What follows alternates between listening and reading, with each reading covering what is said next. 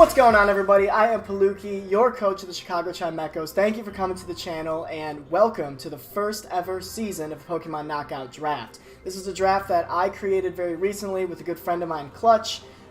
He and I are in the finals of the PCL Draft League, and this is sort of a spin-off of that league. If you want to come and talk about it, if you want to join our draft league, or if you want to ask questions about what this league is or implement it yourself, contact me or refer to this rules video if you want to sort of do your own thing. The PKD is a rehashing of the typical draft system, but it only involves 2 coaches. So it's a very controlled environment. If you don't want to deal with a ton of people and scheduling conflicts, and one guy's out in Australia and then you're in California time or something, like it's very difficult to work out your time slots. So in this system, it's very complex, it's very strategic, but it's also easy to control and to have every week without scheduling conflicts. So without further ado, we're going to get into a rules video here, a description of exactly what the PKD is. So first,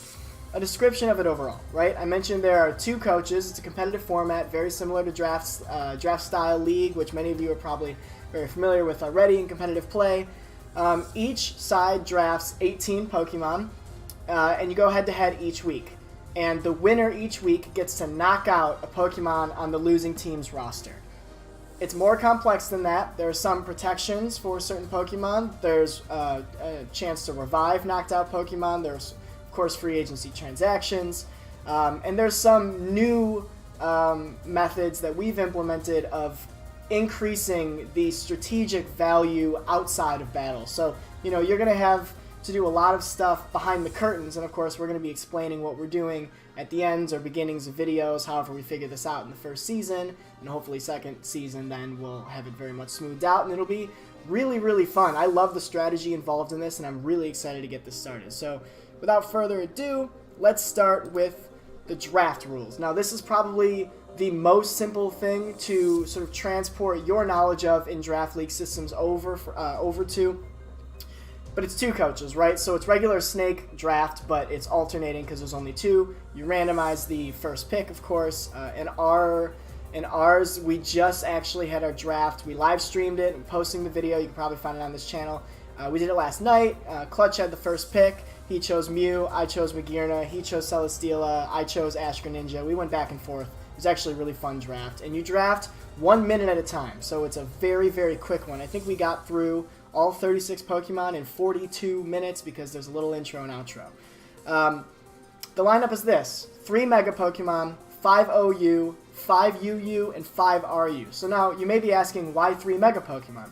Well, if you recall, I mentioned that each week you can have a Pokemon knocked out on your roster. So this is a way of making sure that you have some versatility in what Mega Pokemon you bring, and also making sure that you really protect Mega Pokemon, right? It's crucial in some instances for synergy's sake or just for power's sake to have a really good Mega Pokemon. Some of them are extremely useful, S rank in OU, S rank in UU. So we want to increase the number of Megas. We also aren't dipping down into NU or PU. Clutch did pick, I think, 1 or 2 Pokemon that are in NU that might have been relegated from RU very recently, or he just thinks are great value picks in NU.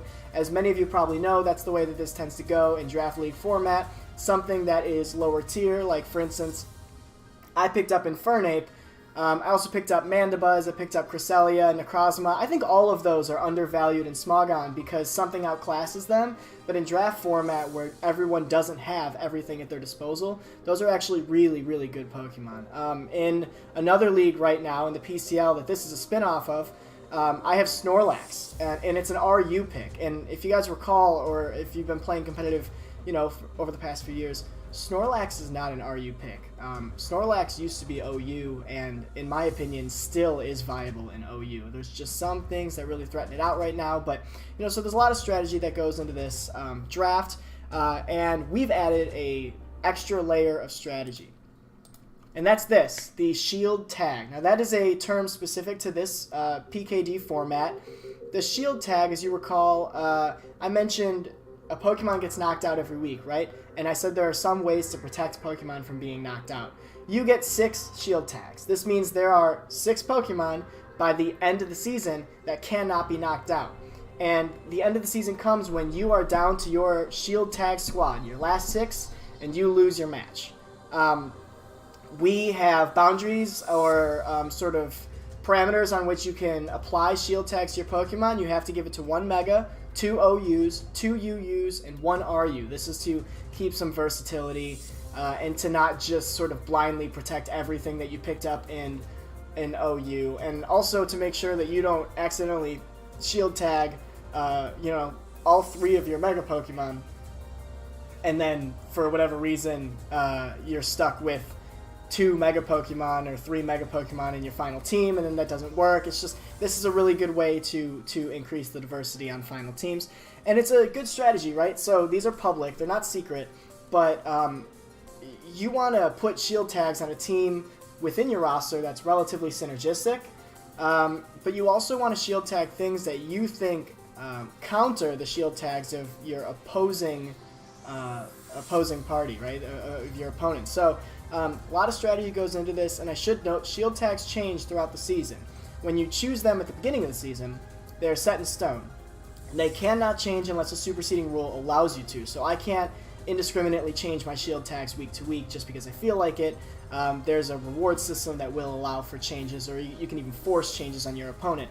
One last thing to mention about shield tags is that all of your shield tags Pokemon are your Z Crystal captains. This creates a very interesting dynamic in that sometimes you don't necessarily feel like something is necessary for your team, but it's a really good Z Crystal user, or it's a really versatile Z Crystal user. So for instance, I chose Magearna as the second pick in the draft, as my first pick.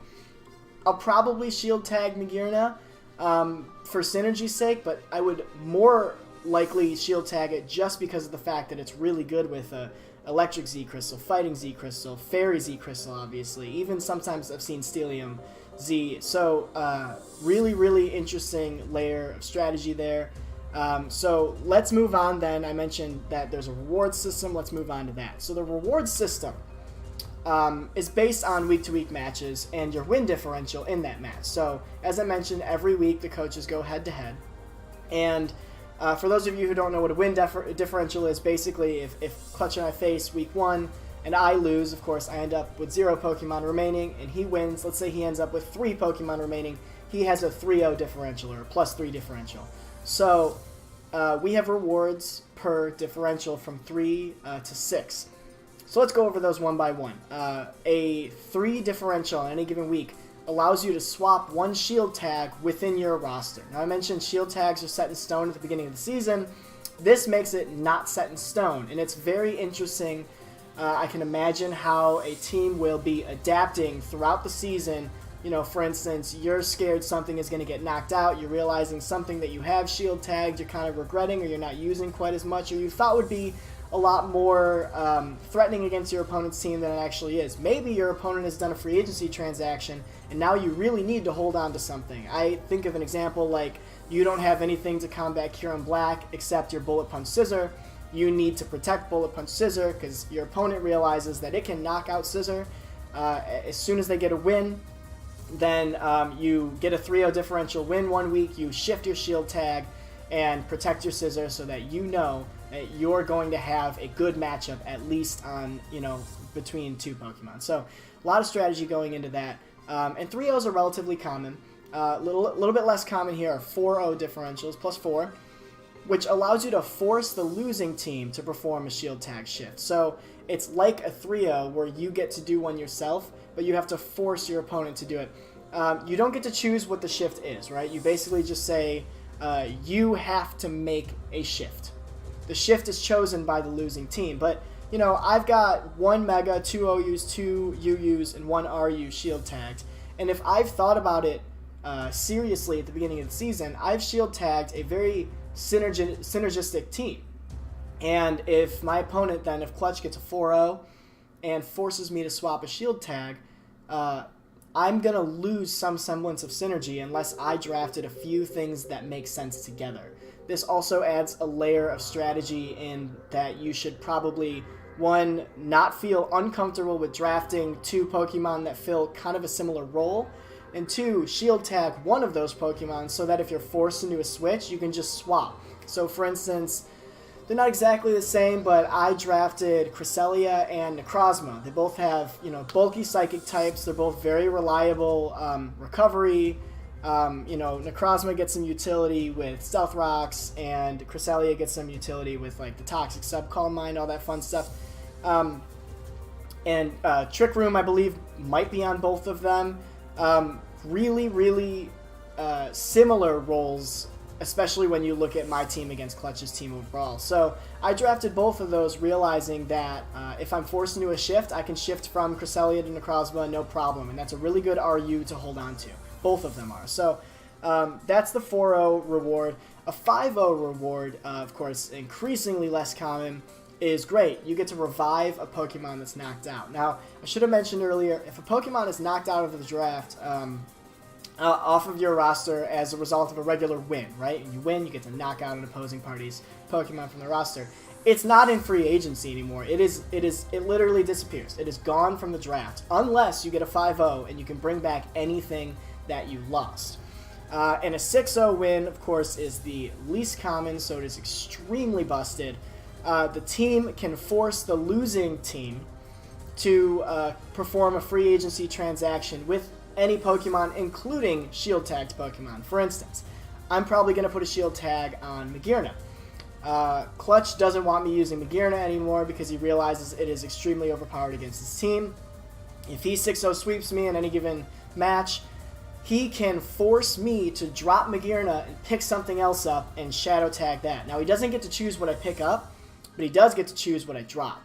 And you'll see in the rules later that you are not allowed to pick up a Pokemon that was once on your team. So I can't drop Magearna, forcibly drop Magearna and then pick it up later in a free agency transaction. It's gone from my team. However, Clutch can pick up that Pokemon. There's no rule against performing a free agency transaction with a Pokemon that was on the opposing party's team.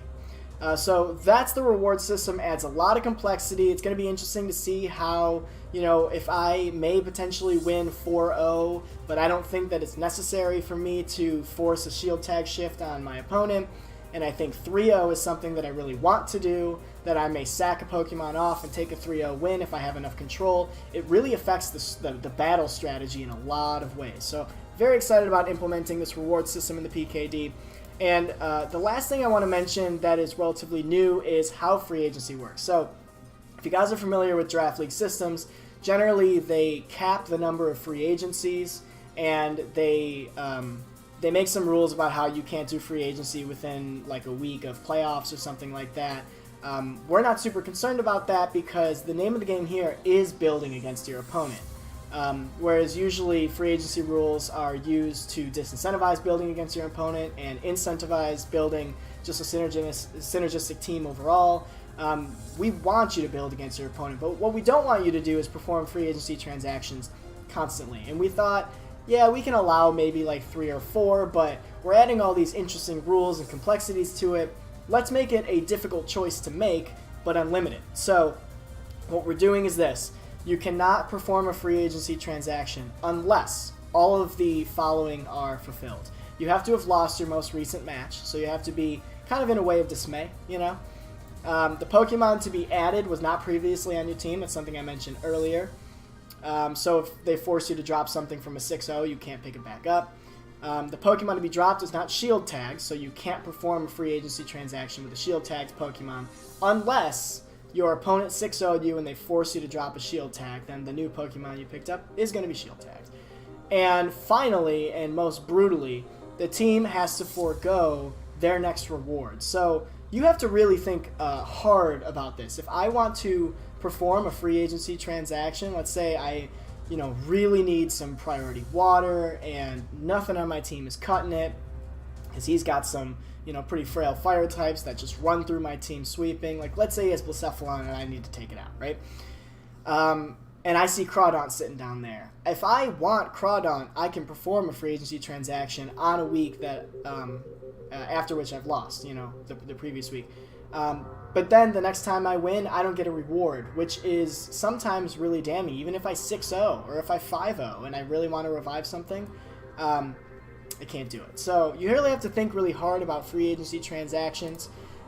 It adds a layer of complexity, and of course, as I said, it disincentivizes you from doing free agency transactions. I believe, sort of as a draft ideology, that maintaining the same team throughout the draft, or at least some semblance of a similar team, is good for viewership, just because people want to see you grow closer to your team and use them in diverse ways and cheer on certain members of your team. So disincentivizing free FAs is pretty big, in my opinion. So finally, we're gonna go over some very, very common battle system clauses and bans and restrictions. So first of all, sleep clause. Only one Pokemon can be put to sleep at a time. My opponent Clutch did draft Breloom, so he can only use Spore on one Pokemon while that Pokemon is asleep.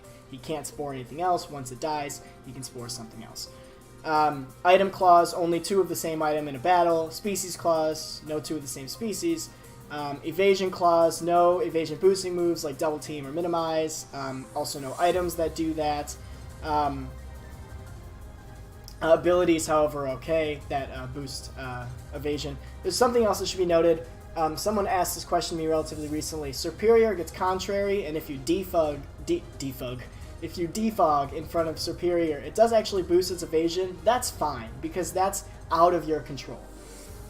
Accuracy lowering moves like Leaf Tornado, Mirror Shot, Mud Bomb, Mud Slap, Muddy Water, Night Daze, Octazooka, and in some cases Secret Power, those are all banned. No one-hit KO moves, no Sheer Cold Wall Rain, sorry. No Moody, so no Moody Smeargle, no Moody Octillery. Octillery is super nerfed, right? No Moody and no Octazooka. No Endless Battles, I don't think that's going to be really a problem. No Recycle, Lepa Berry, whatever that whole set of Heal Pulse kind of thing.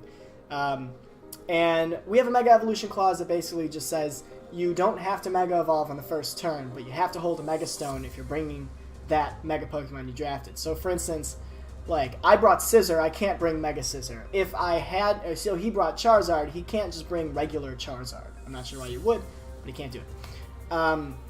Because he drafted Mega Charizard, why? This is obviously strategically important if, say, I had drafted Gyarados and I thought I was going to take a fighting type move. I don't want to subtract my flying type and add a dark type and take like a close combat or something. I can not Mega Evolve on the first turn, soak a hit, get a Dragon Dance, start sweeping. So it is important. It's something worth noting. Now bans and restrictions. Finally, pretty typical stuff. So no unreleased items, no gems other than I think maybe normal gem. But if you're running normal gem explosion, that is interesting. No Custap Berry is the one that always comes to mind for me. I love Custap Berry, Crustle, and Donphan, and I can't use them. No abilities that are unreleased. So I think I don't know what aren't, other than also no Pokemon that are unreleased. So you can't use Zeraora. Right now, at the beginning of this draft, Zeraora is revealed but not released, so it's not in use. Even if we know all the moves from data mining, it's not on Showdown, I believe, so we can't use it. No one drafted it anyway. And the tiers are frozen at the time of draft. So, for instance, if something is suspect tested and it moves up or down, it's not going to move in our league until the next season when, we freeze the draft, the tiers at the beginning of draft. And as for moves, abilities, and items, so no Omni-boosting Z moves, no Z Celebrate Victini, no Kamo-OEM Z, all of that fun stuff. No, Z Conversion, Porygon Z. No Z Acupressure, also.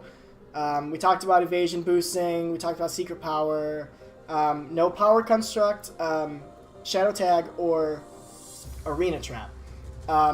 None of these are going to be a concern because Mega Gengar is Ubers, no one drafted Gothitelle, no one got Dugtrio, and actually no one took Zygarde. So we're not concerned this season about that, but it's important for the rules that you know. No Swagger, typical Smogon stuff. You can only baton pass single stats and never speed. So you can't baton pass a speed boost Scolipede, for instance. You can baton pass, say, Acid Armor, Tail Glow, which is interesting now that I think about it. Maybe I should have taken Circuitry or Manaphy or something like that for baton passing Tail Glow. You can baton pass Swords Dance, of course. You can't baton pass Calm Mind because it's special defense and special attack. And finally, you can only have baton pass on one Pokemon on your team per battle. So that's all the rules. That's everything. I know that this was a 20-minute rule video. I apologize for taking super long. Of course, if you didn't want to listen to all of this, it is posted in the rules doc, probably in the description of this. I still have to figure out some details on completing and sharing the rules doc, but nevertheless, if you have any questions, go ahead and hit me up. I hope you guys are really excited about the PKD. I know I am. I know Clutch is. Our teams are pretty awesome. If you want to check out the draft, go ahead and check that out on this channel. Leave us a like or a subscribe if you're, if you want to keep up to date on this, and if you want to participate in discussion about it, hit me up and I can bring you into a Discord server and we can just start, sort of hashing out rules and changes and stuff like that for Season 2. So, hope you guys enjoy, and I will catch you next time. Peace.